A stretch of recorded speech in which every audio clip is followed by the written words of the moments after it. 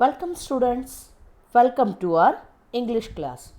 बच्चों, last lecture में हमने unit 1.4 journey to the west की पूरी स्टोरी, उसका एक्सप्लेनेशन देखा था।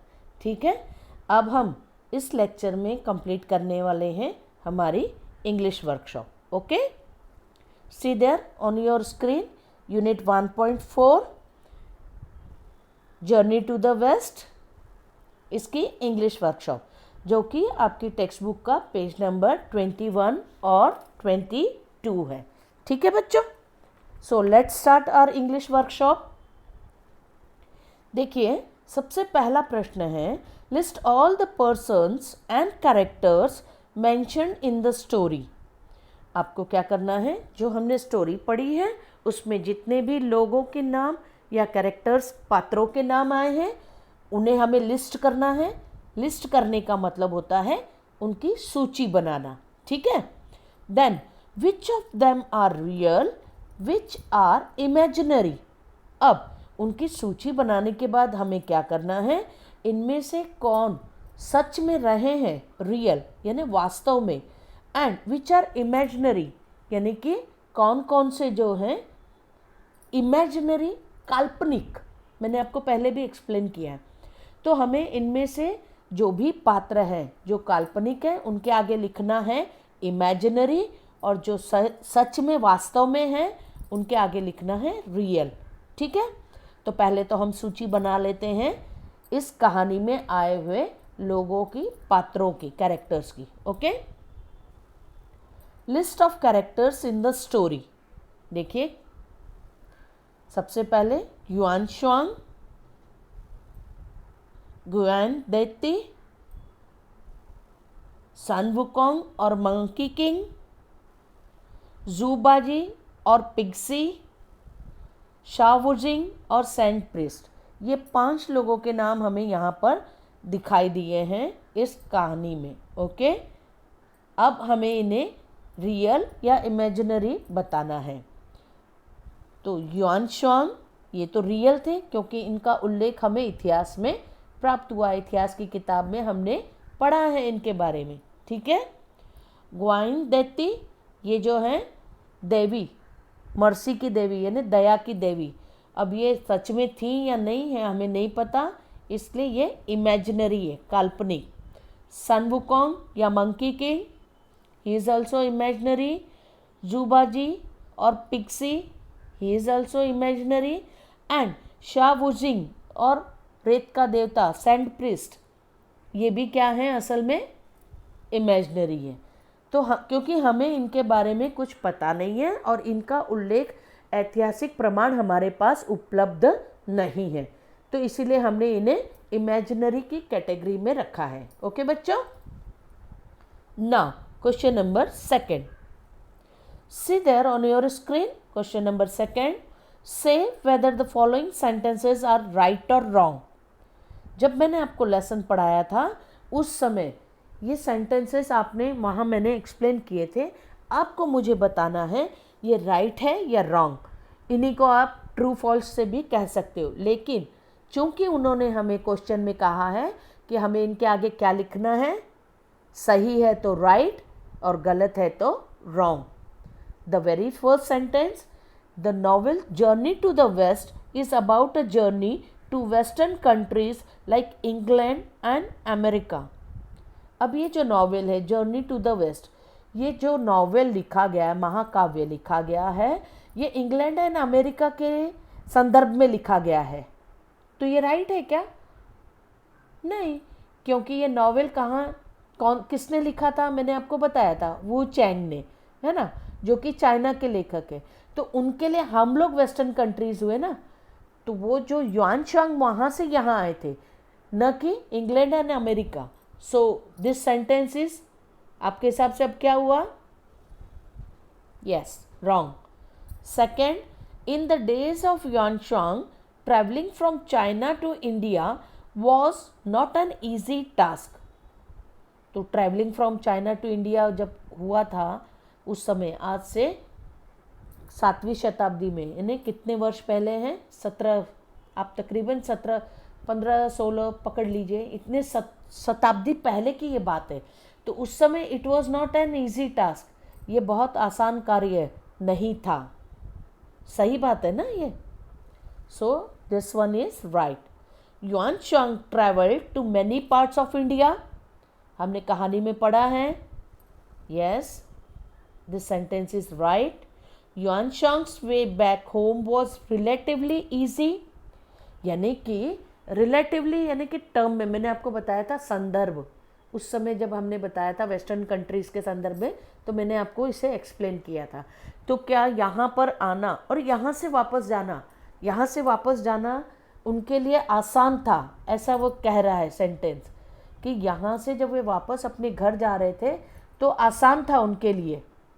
तो नो, इट इज़ रॉन्ग, क्योंकि जैसे आना है बहुत कठिनाइयों से भरा था, वैसे ही जाना भी उसी तरह बहुत ही कठिनाइयों से भरा हुआ था। Okay. Gods and supernatural powers had helped yuan Chang in his quest. अब उनकी इस खोज में ऐसा माना जाता है कि देवताओं ने और सुपरनेचुरल पावर्स यानी कि अलौकिक शक्तियों ने उनकी मदद की उनकी इस खोज के लिए। आपको क्या लगता है? रॉन्ग। क्यों? क्योंकि हमारे पास इसका कोई प्रमाण नहीं है कि उनकी मदद इन अलौकिक शक्तियों ने की। ये तो लोक कथाओं द्वारा माना जा रहा है, लेकिन मंकी किंग ने उनकी इसमें मदद की या सेंट प्रिस्ट ने उनकी मदद की, ऐसा कोई प्रमाण नहीं है, है ना। इसलिए ये रॉन्ग है। ओके बच्चों। The 3 disciples of Yuan Chang were 3 saints. Saint यानी संत। अब इन्होंने जो मदद की, 3 लोगों के नाम दिए गए, ये तीनों संत आदमी थे क्या? नहीं, मैंने आपको बताया ना ये लोग क्या थे। ये लोग, इनके पास सुपर नेचुरल पावर्स थी ऐसा बोला जा रहा है, लेकिन ये लोग संत नहीं थे। संत लोग कौन होते हैं? जो परोपकार करते हैं, लोगों की भलाई के लिए कार्य करते हैं, है ना बच्चों। तो अब ये लोग क्या करते थे? अकॉर्डिंग टू फोक टेल्स, लोक कथाओं के माध्यम से क्या पता पड़ा है कि ये लोग जो हैं अपनी अलौकिक शक्तियों का सदुपयोग नहीं करते थे, और संत लोग जो हैं वो हमेशा परोपकार का कार्य करते हैं, लोगों की भलाई का काम करते हैं। सो this sentence is also wrong. The last one is the 3 disciples have super natural powers. इनके पास में अलौकिक शक्तियाँ थी, तो राइट, ठीक है, अकॉर्डिंग टू स्टोरी के अनुसार ये सही है। ओके बच्चों। Now the third question, see there, write any 5 features of Sun Wukong's character that you like best. आप नीचे देख सकते हैं, बीच वाले सर्कल में लिखा है सन वुकोंग, और वहाँ पर आप 5 सर्कल और देख सकते हैं। दिस इज़ लाइक वेब यानी जाले की तरह है। यानी कि आपको क्या करना है, इस वेब चार्ट आपने 6वीं में पढ़ा हुआ है। चार्ट किस प्रकार के होते हैं? टेबुलर फॉर्म होता है, पाई चार्ट होता है ना। तो ये अलग अलग प्रकार, जैसे आपने सोमदत्ता की कहानी पढ़ी थी, मर्चेंट वाला जो है, आपने द माउस मर्चेंट कहानी पढ़ी थी, और फिर उसके बाद में हमने और एक कहानी उसमें पढ़ी थी, वहाँ पर हमने पोयम में पढ़ा था, there is a hole in the bucket, 6th में। तो वहाँ पर हमें चार्ट बनाना था। आप लोगों ने 6th में पढ़ा है तो आपको आइडिया होगा। ये है आपका वेब चार्ट का ही एक अलग प्रकार है, इसे कहते हैं जाल, वेब, जैसे मकड़ी जाला बुनती है ना, तो इस प्रकार से ये वेब चार्ट है। इसमें आपको सन वुकोंग की 5 थिंग्स, यानी सन वुकोंग जो कैरेक्टर था उसकी कौन सी 5 मुख्य बातें आपको पसंद आई हैं, या आप जानते हो। उनकी तो बहुत सारी, ढेरों उनकी कलाएं थी, ढेरों बातें थी, उनमें से किन्हीं 5 के बारे में लिखना है। तो पहला उन्होंने दे दिया है, can walk through fire. Sun Wukong क्या कर सकते थे? कैन वॉक थ्रू फायर, आग में चल सकते थे। बाकी के 4 और उनकी क्वालिटीज़ हमें इसमें भरनी है। देखिए यहाँ पर, can transfer himself in 72 different ways. अलग अलग 72 तरहों से वे अपने आप को बदल सकते थे, ये उनकी एक बहुत अच्छी क्वालिटी थी। आगे, can travel through thousands of kilometre, वो तुरंत मतलब एक क्षण में हज़ारों किलोमीटर की यात्रा तय कर सकते थे। और क्या क्वालिटी थी उनमें? He can grow very big and very tiny in a blink, एक क्षण में, पलक झपकने में वे बहुत बड़े भी बन सकते थे और वे बहुत छोटे भी हो सकते थे। ये एक उनकी और एक क्वालिटी थी, बहुत अच्छी बात। और लास्ट वाली देखिए, his eyes have x-rays vision, उनकी आंखों में जैसे एक्सरे लगा हुआ था, जैसे एक्सरे मशीन अंदर के किसी भी बीमारी को पकड़ लेती है एक्सरे मशीन, वैसे ही उनकी आंखों में था, तो उन्हें कोई भी धोखा नहीं दे पाता था। वे अपने दुश्मन को एक नज़र में ही पहचान जाते थे। Very good. ओके बच्चों, ये हो गया आपका question number 3। Now come to our question number 4। सीधर आपको पहले रीड करना है। ये जब मैंने लेसन एक्सप्लेन किया था उस समय मैंने आपको बताया था ये क्या है, दरअसल में डिग्रीज़ है। डिग्रीज़ यानी कि जो तुलना की जाती है, और इसके लिए मैं आपको अलग से वीडियो और अलग से लेसन लूँगी। यहाँ पर हमें खाली फिलअप करना है कि as big as a pillar, उतना ऊंचा उठ गए, उतने ऊंचे, उतने बड़े हो गए जैसे कि कोई पिलर। पिलर यानी कि स्तंभ, आपको बताया था ना मैंने। As tiny as a needle, सुई के जितने छोटे। अब हमें नीचे जो फ्रेजेस दी हुई हैं, यहाँ पर हमें क्या करना है, ब्लैंक्स भरने हैं। यहाँ पर आप देखिए मैं ब्लैंक्स आपको भर के दे रही हूँ। एज बिग एज, ऐसे इतना बड़ा जितना, तो बड़ों की तुलना छोटे की तुलना हम किसी भी चीज़ से कर सकते हैं। यहाँ पर देखिए as big as a giant, दैत्याकार या दैत्य के इतना बड़ा। एज सॉफ्ट एज बटर, ना सॉफ्ट जैसे कि मक्खन। या आप यहाँ पर बच्चों फेदर भी दे सकते हो, फेदर यानी कि पंख। ओके बच्चों, तो आप अपने मन से भी इसे चेंज कर सकते हो। As tiny as a drop, as sweet as a honey, as hard as a stone and as sharp as a knife. Knife दे दो, स्वॉर्ड दे दो, स्वॉर्ड यानी कि तलवार, तलवार शार्प होती है, स्टोन हार्ड होता है, हनी मीठा होता है, हनी की जगह आप कुछ और भी डाल दो। ड्रॉप छोटा होता है, पानी की बूंद, उसकी जगह कुछ और डाल दो। तो हम तुलना कर रहे हैं, और ये जो तुलना हो रही है ये दो चीज़ों में हो रही है, इसीलिए ये पॉजिटिव और कंपैरेटिव, और सुपरलेटिव की हम बाद में देखेंगे। तो यहाँ पर हम जब तुलना कर रहे हैं दो चीज़ों में हो रही है, पॉजिटिव एंड कंपैरेटिव। ये हमने कंप्लीट किया है फ्रेजेस, बट इसकी पूरी डिटेल आपको जानकारी मैं देने वाली हूँ जब हम डिग्रीज का हम लेसन करेंगे। ठीक है, ये तो आपकी टेक्सचुअल है इसलिए हमने इसे ऐसे कंप्लीट किया है। Now see there question number 5 आपके, you know that many times a letter or a group of letters is added before or after a word to make new words। आपने हिंदी में प्रत्यय और उपसर्ग के बारे में जानकारी प्राप्त की होगी, नहीं की है कोई बात नहीं, मैं आपको समझा दे रही हूँ। उसी को हम इंग्लिश में कहते हैं प्रीफिक्स और सफिक्स। ठीक है बच्चों, यहाँ पर ये जो मैं आपको बता रही हूँ अभी मैंने आपको रीड किया, you know that many times a letter और अ ग्रुप ऑफ लेटर्स, या तो एक शब्द, एक अक्षर या अक्षरों का एक ग्रुप जोड़कर हम नया वर्ड बनाते हैं, मेक न्यू वर्ड्स। ठीक है, अ लेटर या फिर a group of letters that is added before a word is called a prefix.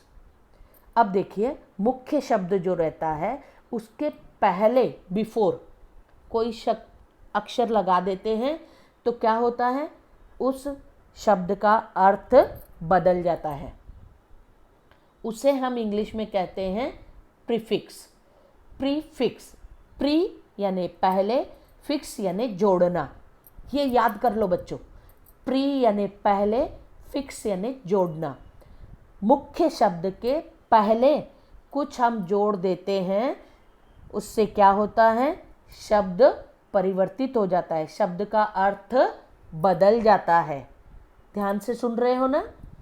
मुख्य शब्द के पहले हम किसी अक्षर को या शब्द को जोड़ें तो क्या हो जाता है, मुख्य शब्द का अर्थ बदल जाता है। उसे इंग्लिश में कहते हैं प्रीफिक्स। क्या कहते हैं, प्रीफिक्स। और हिंदी में आप उसे कहते हो प्रत्यय। ठीक है बच्चों। अ लेटर या फिर group of letters that is added after a word, यहाँ पर ध्यान दो, आफ्टर, आफ्टर यानी बाद में, इज कॉल्ड अ सफिक्स। यदि मुख्य शब्द के आगे, ठीक है, बाद में, मुख्य शब्द के बाद में कोई अक्षर या ग्रुप ऑफ लेटर्स, अक्षरों का समूह जोड़ते हैं तो वो बन जाता है आपका, यस, क्या बन गया बच्चों, उपसर्ग। ठीक है बच्चों। The word to which a prefix और suffix is added is called a root और रूट वर्ड। ये भी मैं आपको अगले इसमें लेक्चर में, आपके इंग्लिश के लेक्चर में बताने वाली हूँ, रूट वर्ड, प्रीफिक्स और सफिक्स। अभी आप समझिए प्रत्यय और उपसर्ग, प्रीफिक्स एंड सफिक्स। यहाँ पर देखिए आप, उदाहरण के तौर पर इम्पॉसिबल, आई एम इम किया, ये इम वर्ड, आई एम जो वर्ड है ये प्रीफिक्स है। क्यों प्रीफिक्स है, क्योंकि जो मुख्य वर्ड है पॉसिबल, POSSIBLE, पॉसिबल, पॉसिबल यानी संभव, बराबर। संभव के पहले हमने लगा दिया अ, तो क्या बन गया हमारा, असंभव। समझ में आ रहा है बच्चों।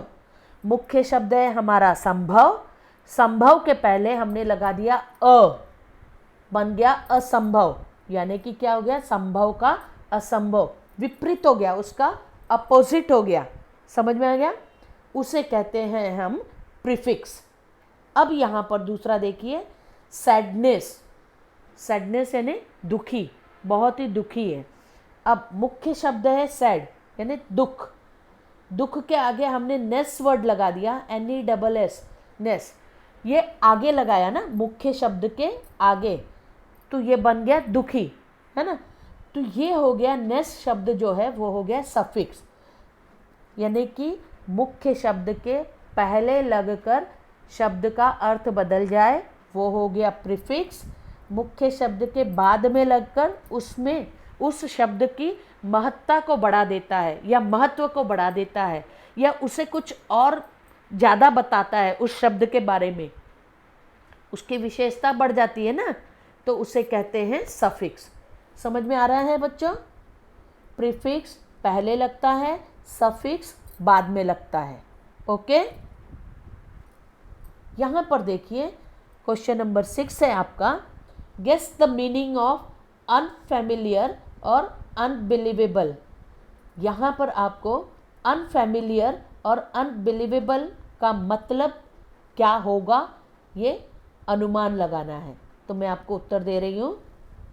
अनफैमिलियर यानी that you do not know और रिकॉग्नाइज, अपरिचित, यू डू नॉट नो, आप नहीं जानते, ओके। और unbelievable, very difficult to believe, यानी अविश्वसनीय, इसके ऊपर विश्वास नहीं किया जा सकता। ये तो हो गए आपके अनफैमिलियर, अनबिलीवेबल का मीनिंग। नीचे आपको क्वेश्चन दिया है, now right the opposites of the following, unsafe, unimportant, uninteresting, unknown, unkind, unintelligent.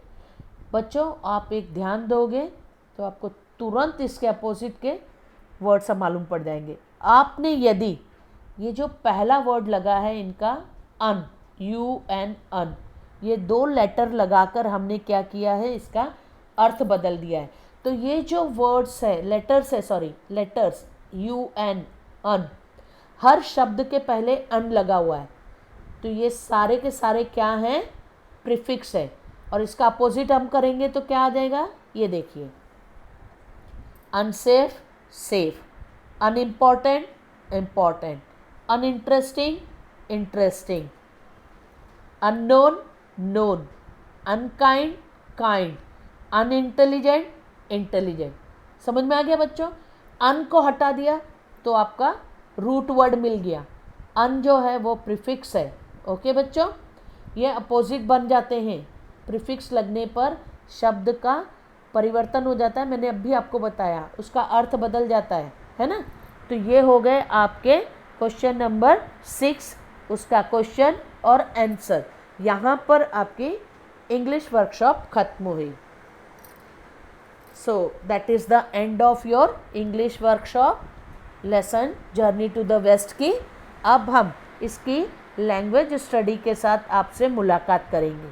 ठीक है, आपको क्या करना है, अभी मैंने आपको जितना भी लिखाया है यहाँ पर इसमें, इसे आपको अपने प्रश्नोत्तर की कॉपी में आज की डेट डालकर लिख कर रखना है।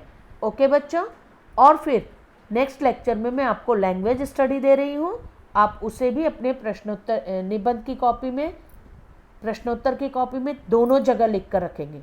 ठीक है बच्चों, मिलते हैं हम अगले लेक्चर में, तब तक के लिए बाय बाय।